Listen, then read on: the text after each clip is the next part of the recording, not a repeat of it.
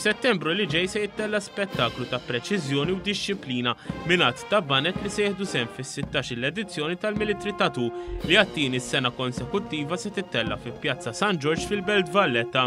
F'konferenza tal-aħbarijiet iċ-Chairman tal-Aġenzija Kulturali tal-Belt Valletta Jason Micallef qalli wara l-edizzjoni tas-sena li għaddiet li rat ir-ritorn tal-Military Tattoo fil-Belt, l-edizzjoni ta' din is-sena se terġa' tittella fil-kapitali u biex tkompli l-identità tal-Belt se tieħu l-isem ta' Valletta Military Tattoo.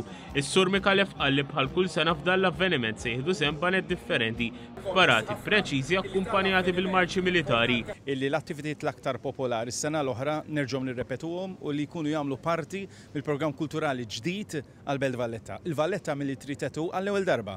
Rebranding dal-isem hija attività importanti ħafna għalina dak li għandna f'moħħna biex insostnu r-riġenerazzjoni soċjali u kulturali fil-Belt Valletta. Gburi ħafna, kuntent ħafna li Valletta Military Tattoo issa ser ikun appuntament annwali hawnhekk fi Pjazza San George. Il-kap eżekuttiv taċ-ċentru għall-firri u konferenzi Anita Mifsud qalet li minn barra l-banda tal-Pulizija u tal-Armata se jieħdu sehem ukoll banet barranin sabiex ikomplu jżidu mal-ispettaklu.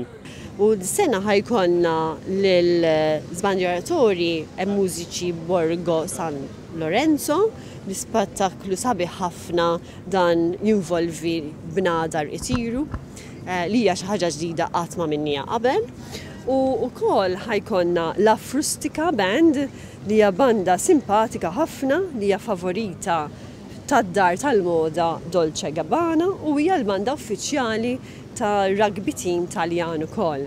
Fil-konferenza tal-aħbarijiet li fiha tnedid din l-attività tkellmu wkoll l-Assistent Kummissarju tal-Pulizija Anthony Kassar li jmexxi il-banda tal-Pulizija u l-Kaptan Jonathan Borges surmas tal-banda tal-Forzi Armati ta' Malta.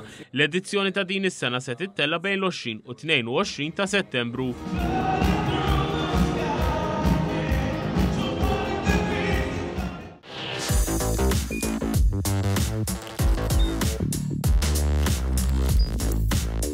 Idħol fuq one.com.mt u hemmhekk tista' tara l-programmi kollha li jxandru fuq One permezz ta' One Play.